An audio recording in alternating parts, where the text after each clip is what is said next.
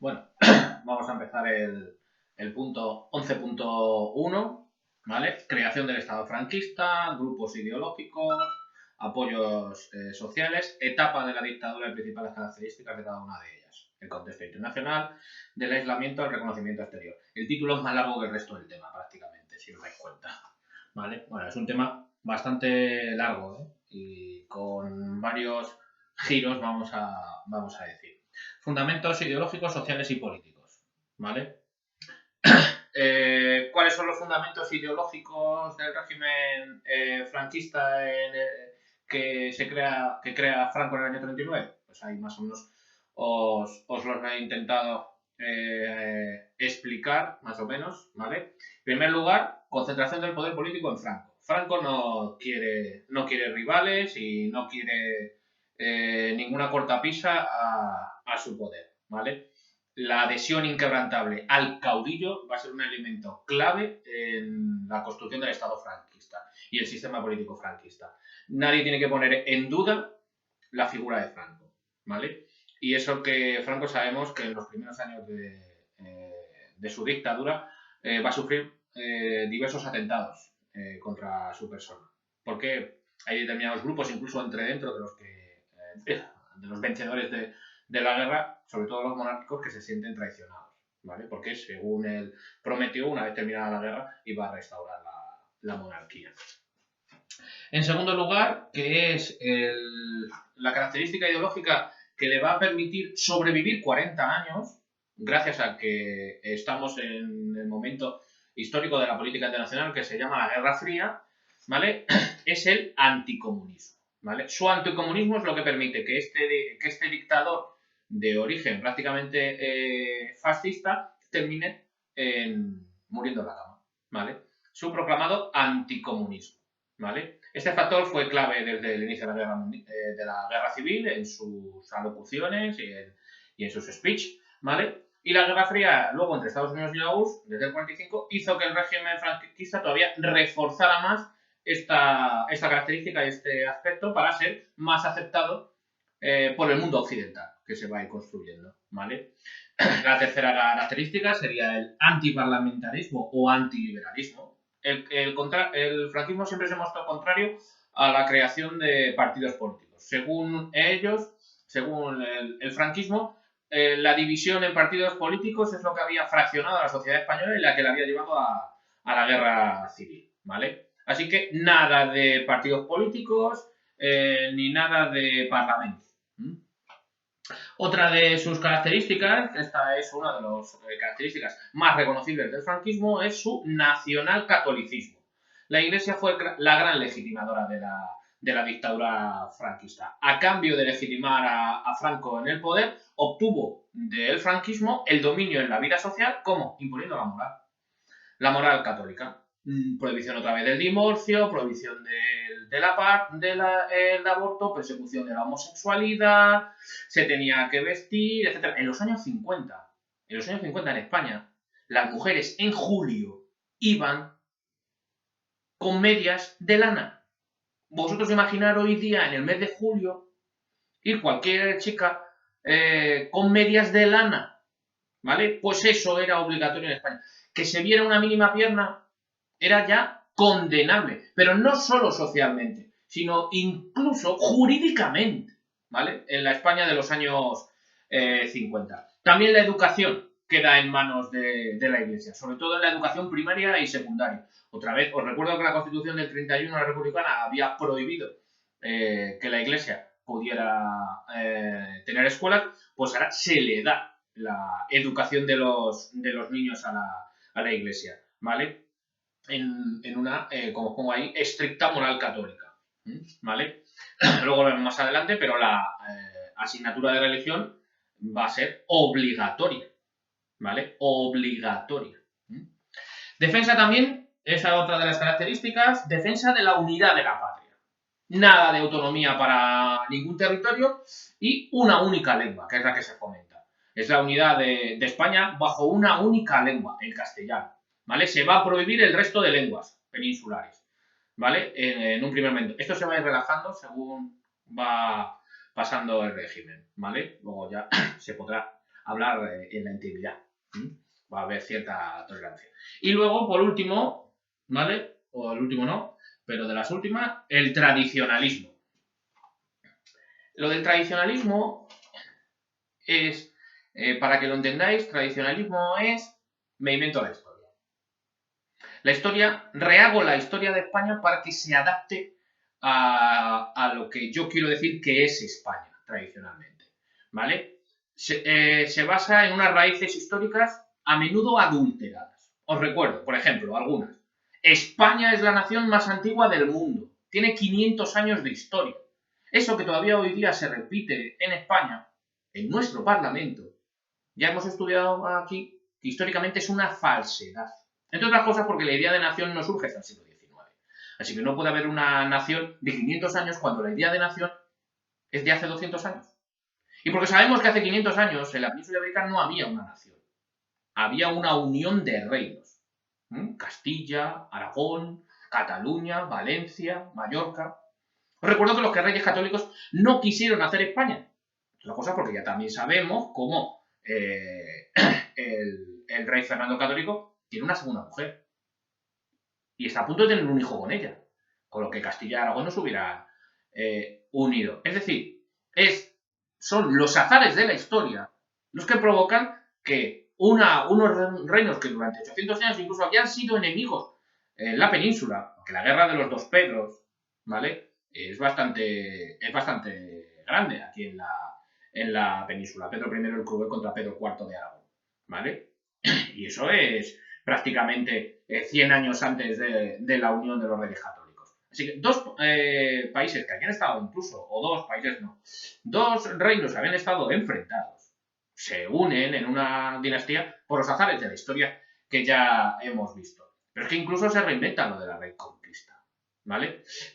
Que nosotros estudiemos reconquista con la palabra reconquista es de estas épocas, ¿vale? Los reyes católicos, vosotros creéis que estaban reconquistando Granada, 800 años en manos. El reino visigodo, os recuerdo, estaba en la península del 506 al 711, 2 siglos. Los musulmanes estuvieron 8 siglos.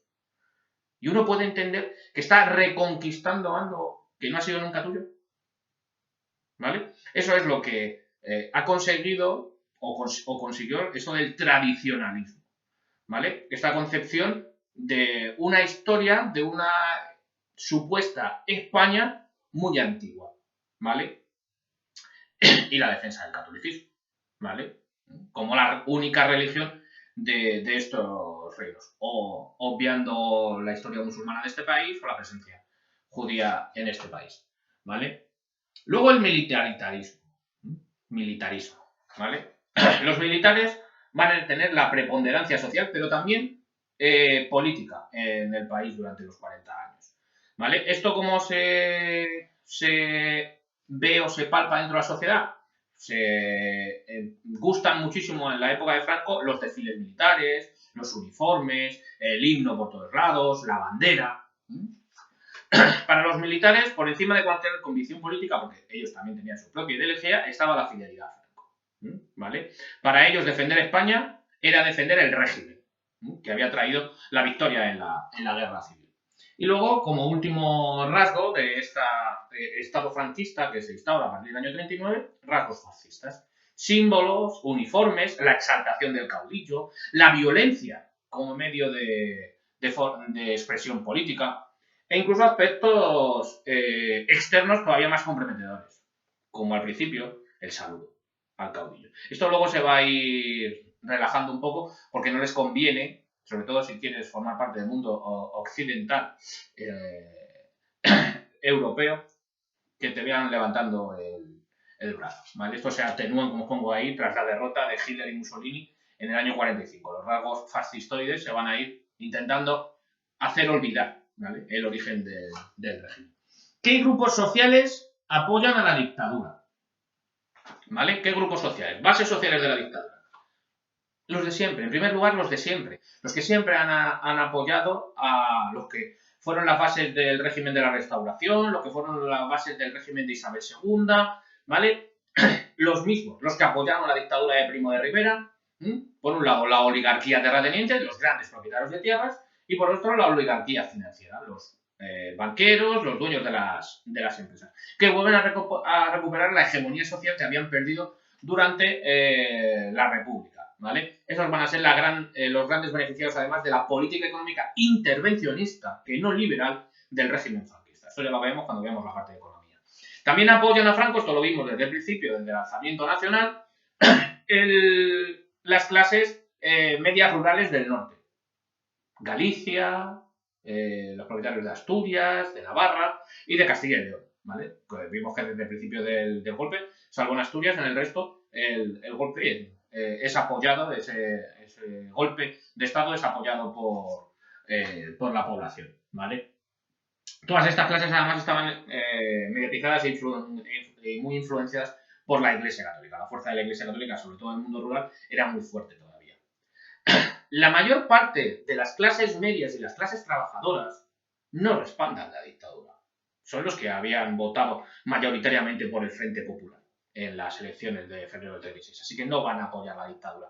Pero en unos primeros momentos tampoco se oponen. ¿Por qué? Por miedo, fundamentalmente. ¿Miedo a qué? A la represión. Miles de personas son ejecutadas. Así que tú te vas a oponer a un régimen cuando sabes que te van a matar. Además, la miseria que se va a pasar aquí en los años 40, lo que se llama la década del hambre, eso también apacigua a cualquiera, ¿vale? Y el sentimiento de derrota. Ha sido derrotado en la guerra. ¿Qué quieres? ¿Otra cosa igual? Pues todo eso impide que la falta de apoyo al régimen se concrete en hacer una oposición interior, ¿vale? No estás a favor, pero tampoco te vas a manifestar abiertamente en contra, porque sabes que te van a dar por todos lados. Uno de los grandes apoyos va a ser la Iglesia, ya lo hemos visto. Desde el año declarar la guerra, os recuerdo, cruzada, ¿vale? Así que desde el año 39 el sentimiento de la Iglesia hacia Franco va a ser de agradecimiento. A muchos les salva la vida, es verdad. Y además, muy pronto, prácticamente, de las primeras decisiones que se tienen para reconstruir el país es reconstruir las iglesias. No se reconstruyen colegios, se reconstruyen antes iglesias, ¿vale? El Estado se declara además confesional católico y prohíbe el ejercicio del resto de las religiones. Además, se permite otra vez a las órdenes religiosas, se vuelven los jesuitas, ¿vale? a que den clase en los niveles primarios y secundarios. Y la religión, como os he dicho, se vuelve obligatoria en la escuela oficial, ¿vale? También hay que decir que esto va a cambiar un poco en los años 60. Sobre todo en el apoyo, en los apoyos, a partir del año 59 veremos lo que se llama el boom económico español. La gente empieza a vivir mejor, mejores sueldos, España entra en lo que se llama el consumismo, el consumo de masas, la gente empieza a tener teles, radios, coches, la gente vive mejor. Así que incluso esas capas medias urbanas, incluso trabajadoras, que al principio no estaban muy adeptas al régimen, van a cambiar de opinión y muchos van a ser más partidarios del régimen, ¿vale? La liberalización del régimen, que suelta un poco la mano al final, también propicia que entre estos grupos se empiece también a organizar una oposición, pero más en el exterior que tanto en el interior. Eso ya lo veremos más adelante cuando veamos la oposición política, ¿vale? Las bases políticas. Bases políticas, básicamente, cómo se organiza el Estado franquista, ¿vale? La dictadura se basa básicamente, como hemos visto, en un sistema político de estricta prohibición de partidos políticos, ¿vale? Unida a una brutal represión de todos los que habían apoyado a la República. Esas son las bases primeras del régimen. El 37, en medio de la guerra, también lo vimos, se había establecido un partido único, la Federations, ¿vale? Que luego se le cambia el nombre más adelante y se le llama Movimiento Nacional. El Movimiento Nacional. El rey Juan Carlos juró los principios del Movimiento Nacional para poder ser rey, ¿vale? Sin embargo, dentro del régimen, bajo una completa subordinación al caudillo, nadie pone en duda la figura del caudillo, va a haber lo que se llaman las familias del franquismo. No todos los que apoyan a Franco son iguales. Hay dentro de ellos también facciones y luchan entre ellos esas facciones. También las vimos cuando vimos los grupos de apoyo en la guerra civil, ¿vale? Pues esos mismos grupos están presentes durante el régimen y entre ellos van a ir luchando. Lo que va a intentar Franco es que ninguno de ellos ocupe un espacio suficientemente grande de poder que le pueda él hacer sombra, siempre va a intentar que haya un equilibrio. Mientras haya un equilibrio, él puede, vamos a decir, gobernar tranquilamente, ¿vale? Si ve que alguno toma un poder de más, ya se lo limitará él, ¿vale? Porque esa es la base, la subordinación de todos a Franco. No se tiene que poner en duda la figura de Franco. Se tiene que intentar, que es la lucha fundamental, es por influir en Franco para que tome decisiones, pero no poner en duda la figura de Franco, ¿vale? Dentro de las familias franquistas, pues los primeros que vamos a hablar son los falangistas, ¿vale?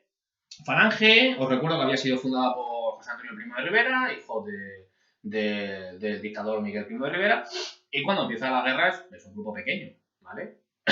¿Vale? Es un grupo pequeño y ahora los falangistas se habían incluido dentro de esa federación, luego Movimiento Nacional bajo el liderazgo de Franco. ¿Cuál va a ser la función principal de los falangistas? Al principio de la dictadura, el control de la vida social y económica del país, a través de diversas instituciones que va a ir creando el régimen. El Frente de Juventudes. El Frente de Juventudes es un grupo para intentar adoctrinar a los niños. La sección femenina para adoctrinar a las niñas, ¿vale? Y luego la organización sindical, lo que serán luego los sindicatos verticales. Unos sindicatos que lo que se intenta, a imitación de los sindicatos fascistas o de los sindicatos nazis, introducir en la misma organización a patronos y a trabajadores, ¿vale? Se supone que dentro de esa organización se pondrán todos de acuerdo y podrán las empresas ser felices y sin conflictividad social. Claro, si están patronos y trabajadores dentro, ¿qué ideas de quién va a dominar?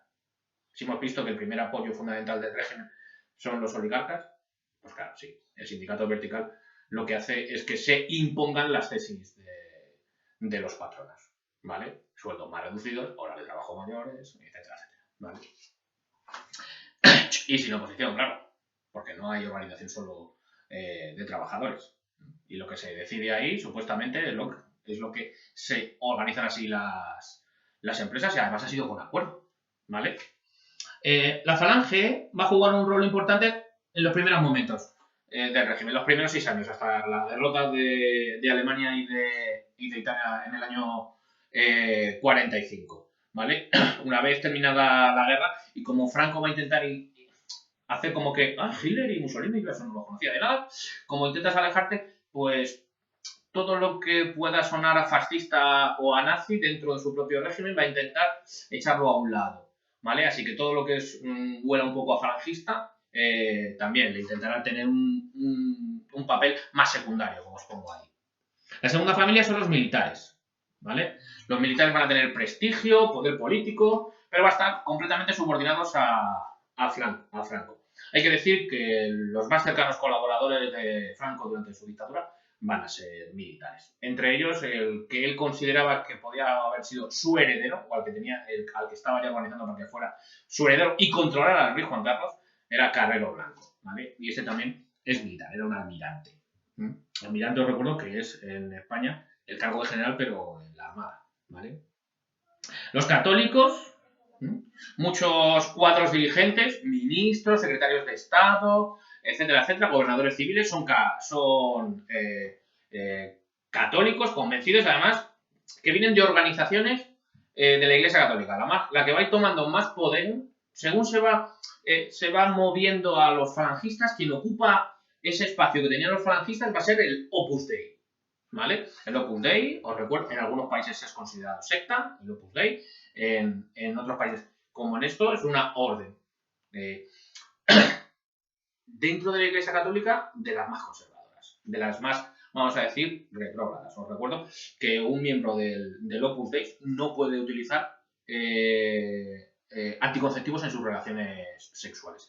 Y no puede tener relaciones sexuales para jugar o para divertirse. Solo puede mantener relaciones sexuales para reproducirse. Eso hace que de media un miembro del Opus Dei tenga 7 hijos, ¿vale? Más o menos. En los que son los laicos, vamos a decir, cuando ya entras a formar parte del Opus Dei y te haces vida seglar o tal, te tienes que comportar como un monje, como un sacerdote. Os recuerdo que aquí tenemos el Tajamar, que es un colegio concertado cuyos dueños son el Opus Dei, ¿vale? Tras el Concilio Vaticano II, que tiene lugar en el año 62, va a haber un mayor distanciamiento entre la dictadura y una parte de la Iglesia. Este Concilio Vaticano II lo que hace es intentar adaptar la Iglesia Católica al siglo XX, modernizarse, estar más cercana a la gente. Hasta el año 62 las misas se daban de espaldas y en latín. Es el Concilio Vaticano II el que dice que las misas se tienen que hacer de cara al pueblo y en el idioma del fiel, para acercarse a la gente, modernizarse. Eso no gusta a muchos católicos más conservadores, ¿vale? Y eso aleja a ciertos sectores del catolicismo del régimen franquista, porque también se empieza a ver que es una dictadura y ciertos católicos empiezan también a oponerse, ¿vale? Hay ciertos obispos, ya veremos al obispo Tarancón en su momento, ¿vale? Los monárquicos. Tras el final de la guerra, dentro de los monárquicos, un grupo eran los carlistas, aquellos requetés. Pues esto prácticamente desaparece dentro de como fuerza política relevante durante el franquismo, ¿vale? Dentro de los monárquicos,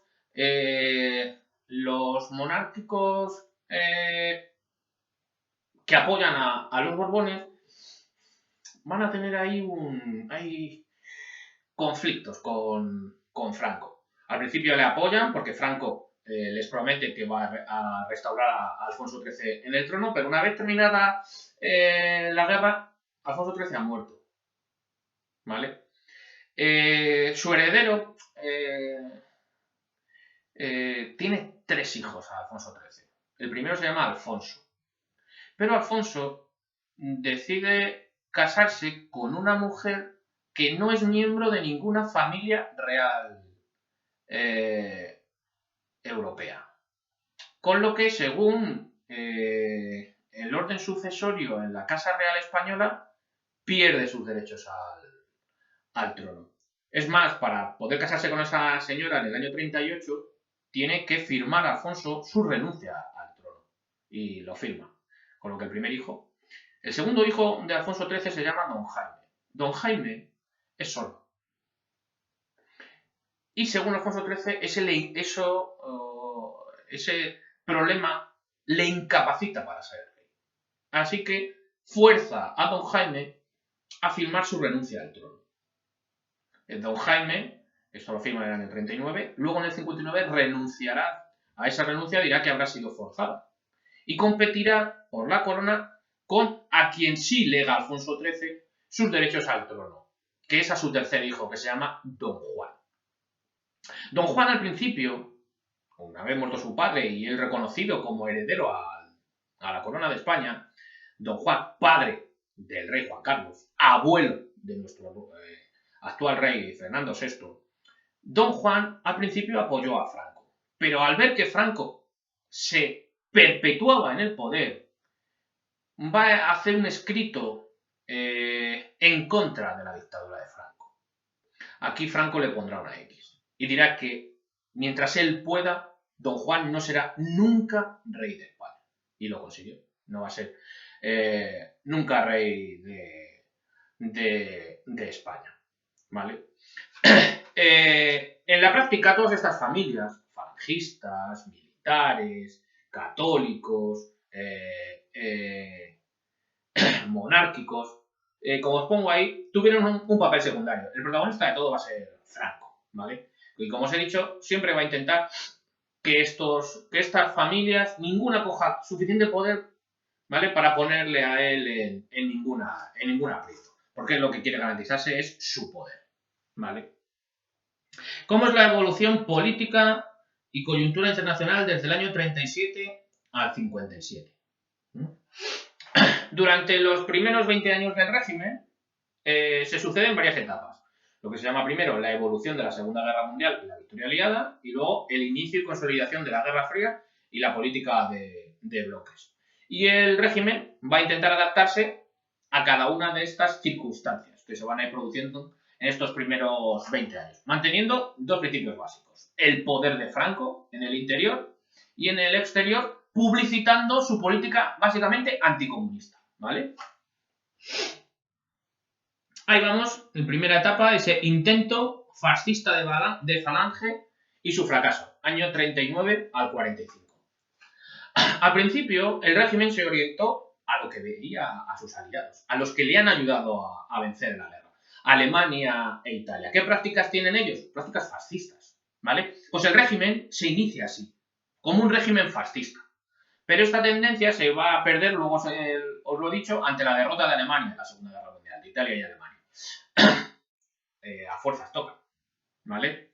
Mientras en el mundo los fascistas eran los que más o menos dominaban, pues me hago fascista. Pero al ver que son derrotados los fascistas, no puedo quedar como el único fascista porque eso me puede traer problemas, ¿vale? Los mayores apoyos de esta primera etapa de confirmar un régimen fascista van a ser los falangistas. Y aquí la figura clave es el cuñado de Franco, el hermano de su mujer, ¿vale? Ramón Serrano Suñer. ¿Dónde queda reflejado este régimen o este intento de crear un Estado fascista en un primer momento? En la Ley de Responsabilidades Políticas del 39. Es una herramienta jurídica, es una ley utilizada para crear una durísima represión una vez terminada la guerra, ¿vale? En esa ley se dice que los traidores, los rebeldes, no han sido ellos, sino los republicanos. Y se les culpabiliza de la guerra a los republicanos, ¿vale? En esa ley que se llama de responsabilidades políticas. Se persigue a cualquiera que hubiera militado en un partido político que formara parte del Frente Popular, por ejemplo, ¿vale? Como consecuencia de esta ley, el número de prisioneros políticos que no han cometido ningún tipo de delitos llegó a 270.000, ¿vale? Fue tan grande que se tuvieron que crear 300 campos de concentración. Eso tan publicitado para Hitler durante la Segunda Guerra Mundial y que se ha olvidado prácticamente en España. Pues en España también hubo campos de concentración, 300 a lo largo de todo el país. Y las ejecuciones derivadas de ese confinamiento también se contaron por decenas de miles, ¿vale? Se calcula que hay unos 200.000 españoles, os recuerdo, enterrados en cunetas, ¿vale? Eso es que la ley de memoria histórica intenta rescatar, ¿vale?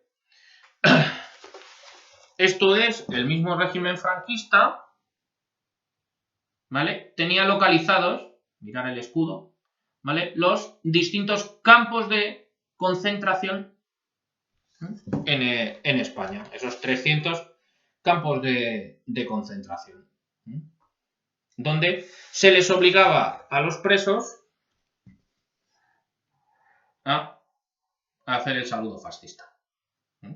Tú eres comunista, socialista y te obligan a hacer esto, ¿vale?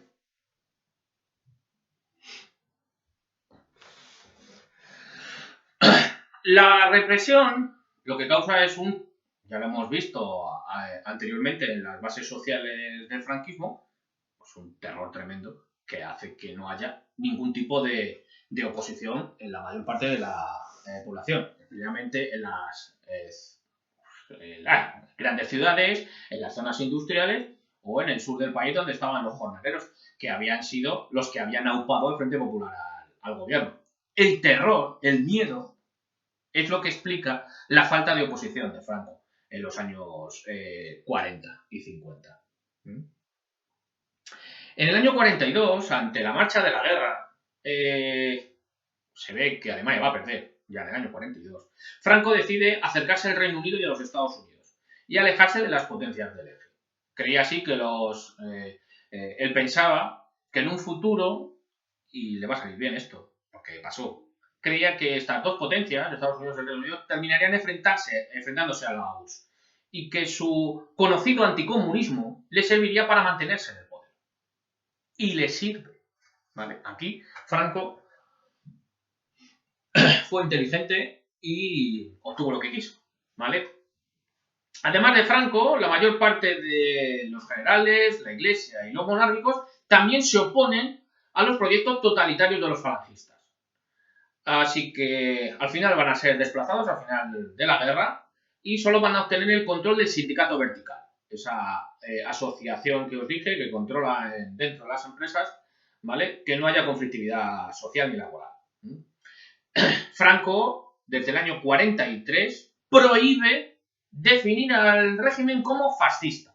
Hasta ese momento, Franco, Franco, Franco. E incluso al final del régimen, mucha gente en la Plaza de Oriente. Bueno, muchísimos seguidores del franquismo hoy día siguen levantando el brazo. Así que, y eso solo lo hacían los fascistas, ¿vale? Así que por mucho que Franco intentó prohibir todas estas cosas, cuando está en ti, ¿vale? El aislamiento internacional y la resistencia franquista, ¿vale? Ha terminado la Segunda Guerra Mundial, por mucho que tú te vendas anticomunista. ¿Quién te ha ayudado a llegar al poder? ¿Quiénes han sido tus aliados? Luego veremos la política internacional. Ha sido Francia, Italia y Alemania. ¿Qué regímenes había ahí? Nazis, fascistas.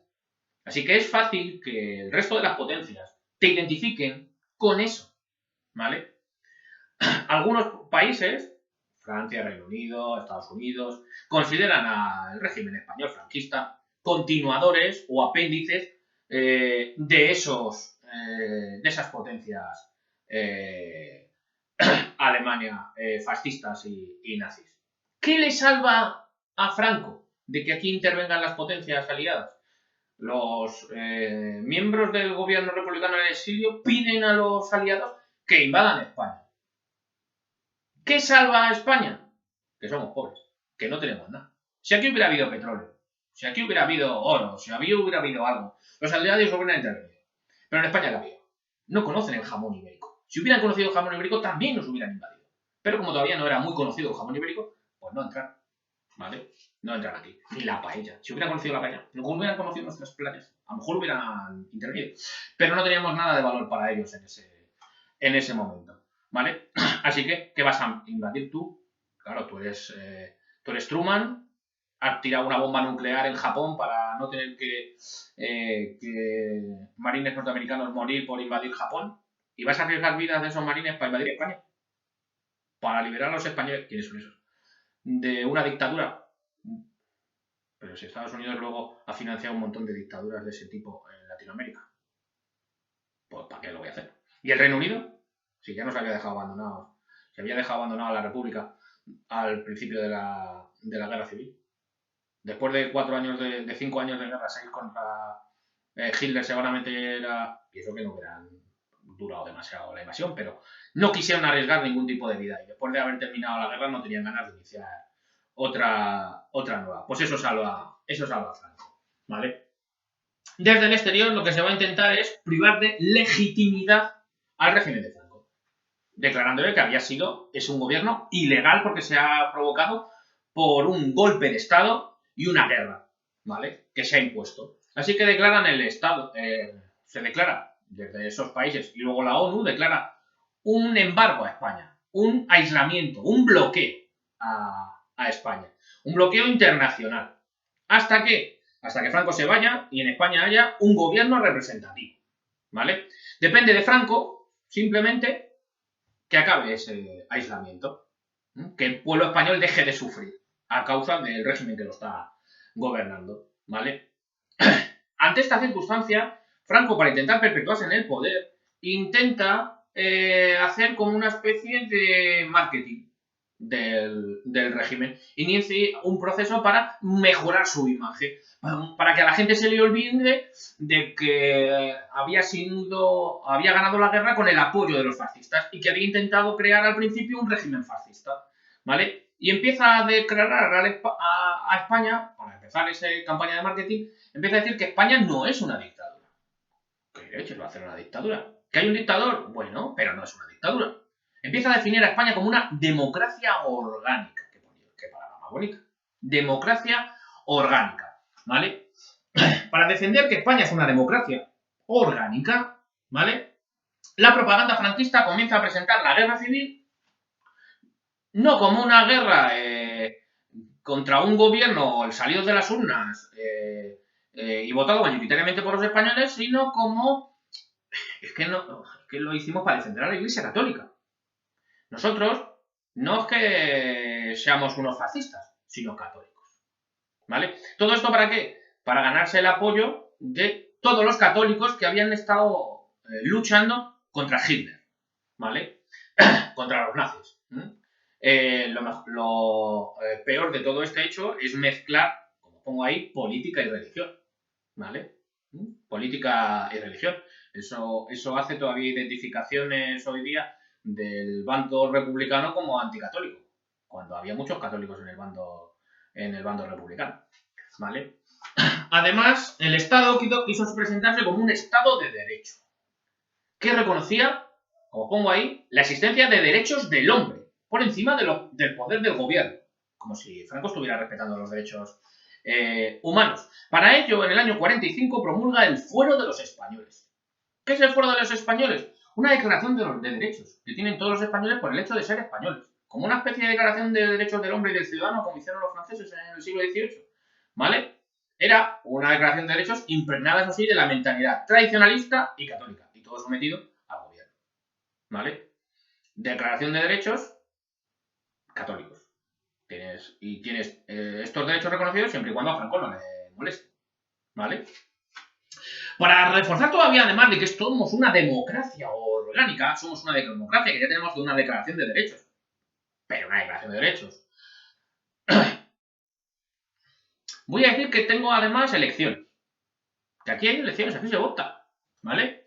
Se aprueba en el año 42 la ley constitutiva de las Cortes. Va a haber unas Cortes. Se abre el Congreso de los Diputados para eso. Que establecía unas Cortes españolas que acogerían la representación orgánica de los españoles. Que los españoles votaban a través de la familia, los municipios y los sindicatos. No es que se le hiciera como R directamente a los diputados, sino pasos intermedios, ¿vale? Y claro, hay que votar siempre a quien te digan, ¿vale? A ver si vamos a pensar en elecciones libres. También en el año 45 se aprueba la ley del referéndum nacional. Todas estas leyes, os recuerdo que se suman a la del 38, que es el Foro del Trabajo. Foro del Trabajo, Foro de los Españoles, Ley Constitutiva de las Cortes, Ley de Referéndum Nacional, ¿vale? Todas estas, y luego la Ley de Sucesión, es lo que se llaman las leyes fundamentales del régimen, que luego veremos que serán sustituidas por otra ley, ¿vale? Pero estas son las leyes constitutivas del régimen. Y estos son todas estas leyes que se crean para dar la ficción de que España es una democracia, de que aquí no hay dictadura. Hay un dictador, sí, pero el Estado no es una dictadura, ¿vale? Esta ley del referéndum nacional se hace porque, según te dice la ley, el jefe del Estado, que aunque lo sabe todo, sabe un montón de cosas, porque Franco lo sabe de prácticamente todo, pero alguna vez puede tener dudas. El jefe del Estado puede tener dudas. Entonces puede preguntar a la nación sobre algunas cuestiones en las que él dude. Luego, hará caso o no, porque el que sabe de todo es él, ¿vale? Pero se puede preguntar al país sobre algún problema, ¿vale? Se pueden convocar plebiscitos para que el pueblo, en un marco de ausencia de libertades, eso sí, refrende una ley. Pues esta ley no sé si tal y cual. Voy a preguntar a los españoles. Y los españoles, claro, ¿qué voto? Por lo que te diga Franco. ¿Que va a votar otra cosa diferente? Va a contar los votos, lo mismo te identifica. Oye, a ver quién ha votado aquí, ¿qué otra cosa? Que lo metemos al tuyo, ¿vale? Así, utilizando esta ley, en el año 47 se celebra un referéndum que aprueba la ley de sucesión. El sí obtuvo el 93% de los votos. Por esta ley, España se definía como una monarquía. No hay rey, pero se define como una monarquía. Esto es otra de las cosas divertidas, ¿vale? Una monarquía que sería católica, social y representativa. Representativa porque se supone que se vota en las Cortes, ¿vale? Aunque la jefatura del Estado correspondería, según esta ley de sucesión, a Franco hasta que él muera. Somos una monarquía, pero hasta que muera no hay rey. Que es una de las leyes de democracia orgánica más divertidas que hay, ¿vale? Según la ley, él mismo designaría a su sucesor entre varones, eso sí, o sea, es como, vuelve a imponer casi la ley sálica, ¿vale? Varones que tenían que ser católicos, mayores de 30 años y con derechos legítimos al trono, es decir, miembros de la familia real depuesta o que se separó de su ejercicio en el año 31. Dos candidatos va a haber, fundamentales, ¿vale? Dos candidatos. Juan Carlos, hijo de don Juan, ¿vale? Y don Alfonso, hijo de don Jaime. Don Jaime, el hijo sordo de Alfonso XIII, que había dicho que se le había forzado a renunciar a sus derechos, dice que esa renuncia fue falsa, y su hijo, don Alfonso, que se va a casar con la nieta de Franco, va también a optar, porque también es hombre, varón, mayor de 30 años y católico. El otro es el rey Juan Carlos, ¿vale? Don Juan pacta con Franco que don Juan Carlos venga a España con 11 añitos. Estaban en el exilio en Portugal, en Estoril, la familia de don Juan. Pues don Juan Carlos viene él solo a España a educarse. Y le van a poner un profesor, Torcuato López Miranda, supuestamente franquista. Luego resultó que era liberal, ¿vale? Pero supuestamente franquista para que sea educado en las leyes del movimiento nacional, ¿vale? Se quiere crear, porque lo que quiere Franco es que cuando él muera, el franquismo no muera. Muera Franco, pero no muera el franquismo. Él quería que el régimen franquista continuara, en el que él designara sucesor. Él quería que España hubiera quedado como una monarquía autoritaria, ¿vale?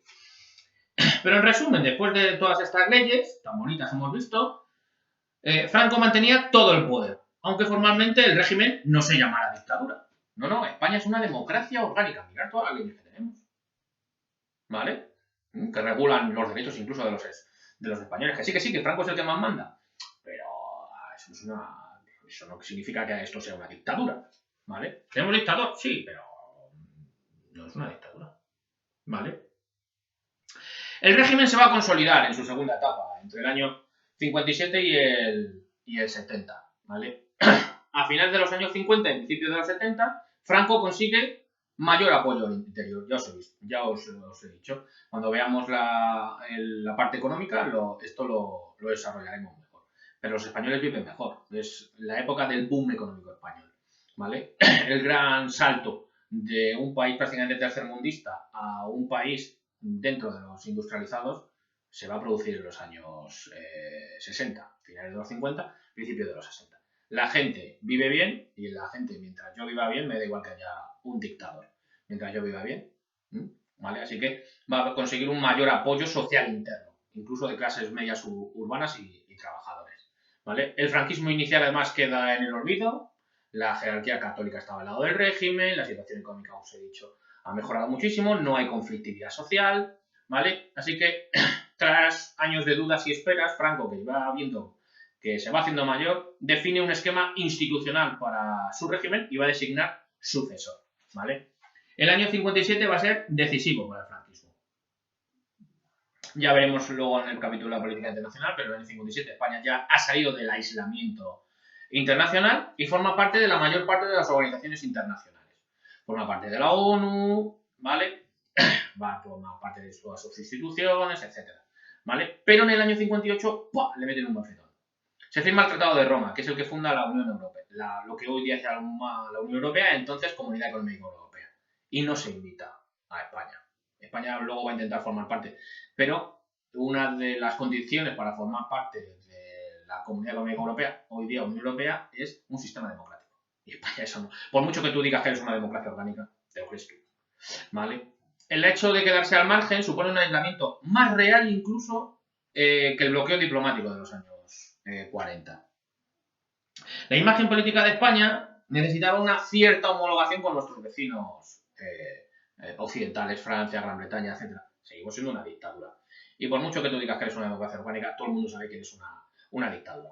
Así que para formar parte de este grupo tienes que soltar un poquito más todavía o dar una mayor libertad al país, ¿vale? Y aunque Franco se niega a crear un sistema parlamentario, entiende que hay que suavizar el régimen.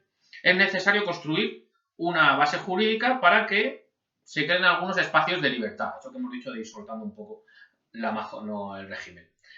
crear una especie de Estado de Derecho, aunque sea de la mínima expresión, donde se separe la legalidad de la voluntad del dictador. Que haya una legalidad al margen de lo que opine el dictador. La ley por un lado y luego el dictador por otro, ¿vale? Aunque en política los avances liberalizadores fueron mucho menores que los económicos y nunca se va a mermar el poder de Franco. La libertad económica se va a ir construyendo, eso lo vemos en el punto de la evolución económica del régimen, pero no va a ir de la mano la liberalización política.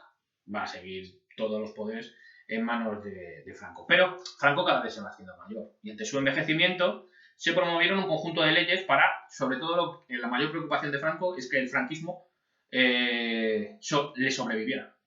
¿Vale? Sí, yo sé que voy a morir tranquilamente en la cama, pero que este régimen continúe a partir de mí. Así que esa va a ser la mayor preocupación de Franco y los colaboradores de Franco, para asegurar que una vez el muerto, el rey Juan Carlos fuera un rey autoritario. ¿Vale? La institucionalización del régimen, el intentar crear un franquismo después de Franco, comienza en el año 58, con la aprobación de la Ley de Principios del Movimiento. ¿Esta ley qué era? Pues un corta y pega de las anteriores, un compendio, ¿vale? Coger alguna parte que había quedado antigua, tal, le dan una nueva cara, le remozan algunas partes, etc. Pero más o menos es un resumen de todas las anteriores, ¿vale? Se elimina, eso sí, los restos totalitarios de la definición del régimen y se suaviza su perfil, sobre todo su perfil más falangista, eso sí, manteniendo el autoritario. Y define a España como una monarquía tradicional, católica, social y representativa, ¿vale? Eso sería la forma de gobierno de España. Después de su aprobación, se va a formar en el gobierno una comisión de leyes fundamentales para elaborar una especie de constitución, ¿vale? Pero sin llamarle constitución porque eso suena parlamentario, ¿vale? El marco institucional del régimen, eso que pongo ahí, marco institucional del régimen, es crear casi una ley que reparta poderes, una ley fundamental y fundamental, pero sin llamarla constitución, ¿vale? El régimen lo llama Ley Orgánica del Estado. La Ley Orgánica del Estado del año 67, ¿vale? Es la ley más importante de todo el franquismo. Y su aprobación supuso la modificación o supresión, eliminación de todas las leyes aprobadas anteriormente, ¿vale? Establecía el predominio del poder ejecutivo sobre el legislativo. El ejecutivo es la mano del presidente de gobierno, que va a ser Franco hasta los años 70, desde el comienzo de la guerra civil hasta que él ya fue muy débil. Él era jefe de Estado y de gobierno. Luego nombró un presidente de gobierno que va a ser a Carrero Blanco, ¿vale?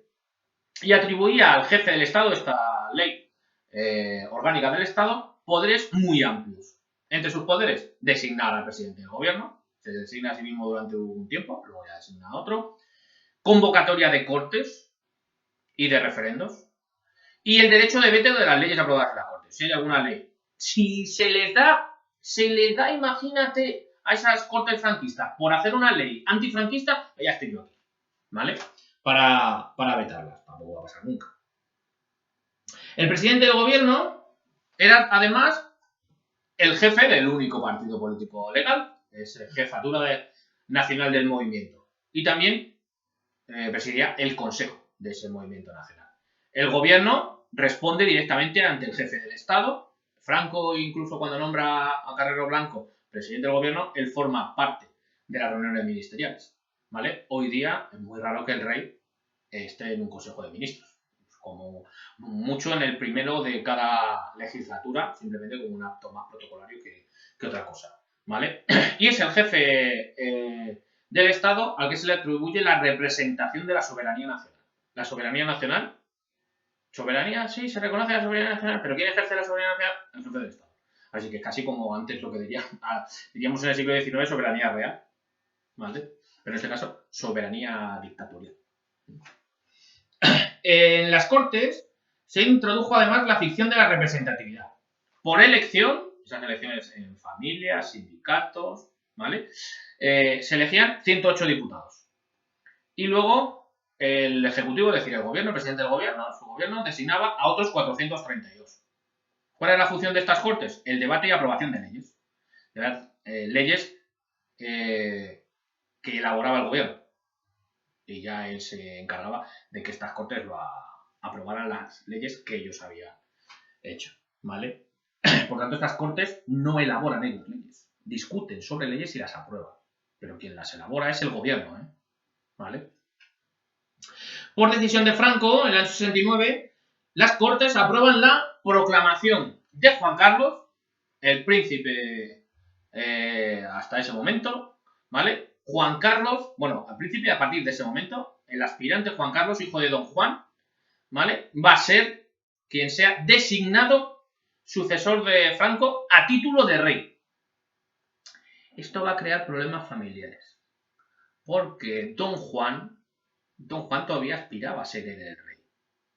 Y Franco se lo estaba saltando. Se estaba saltando una generación. Don Juan era el reconocido rey por todos los monárquicos. Sin embargo, Franco designa su sucesor no a Don Juan, sino a su hijo. ¿Vale? A Juan Carlos. Que a partir de ese momento va a ser príncipe de Asturias. ¿Vale? Se instauraba de esta forma una nueva monarquía basada en la legitimidad del 18 de julio. El 18 de julio es la dictadura. Es decir, al rey Juan Carlos I no le nombran rey los españoles, le nombra rey Franco. ¿Vale? Y para esto, para ser jurado en Cortes, tiene que jurar las leyes del movimiento. Esa ley orgánica del Estado, las leyes anteriores, tiene que jurarlas. ¿Vale?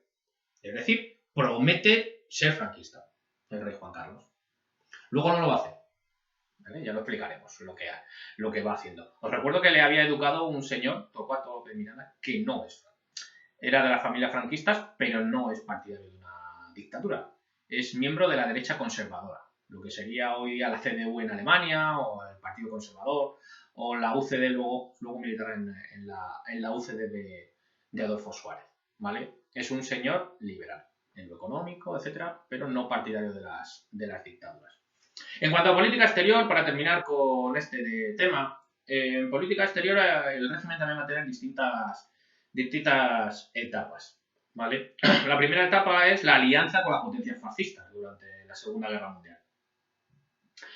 La Guerra Civil Española, os recuerdo que termina el 1 de abril, pues el día 7, 6 días después de terminar la guerra, Franco hace pública su adhesión al pacto anti-Comintern. El Comintern es la tercera internacional comunista.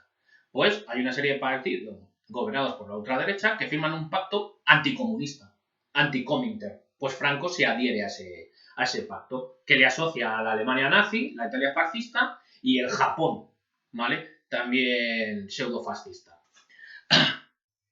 Comenzada la guerra, una vez iniciada la guerra, la Segunda Guerra Mundial, España en un primer momento se declara neutral, ¿vale? No está el país para meterse en muchas cuestiones. La guerra nuestra ha terminado, la guerra civil en abril, y la Segunda Guerra Mundial empieza en septiembre. No está el país para meterse en muchas aventuras, ¿vale? Eso sí, un año después, en octubre del 40, tras la invasión alemana de Francia, tiene lugar una entrevista muy famosa entre Franco y Hitler en Endala, que a punto estuvo de meter a España en la Segunda Guerra Mundial. Aquí se ha publicitado muchísimas veces que Franco impidió que España entrara en la guerra. No, eso no es la verdad histórica, sino que Franco pidió de más para entrar en la guerra. ¿Qué pidió Franco? Pidió Franco todo Marruecos y prácticamente parte de Argelia a Hitler para entrar en la guerra, aparte de Gibraltar, ¿vale? Pero es que Marruecos no era de Alemania,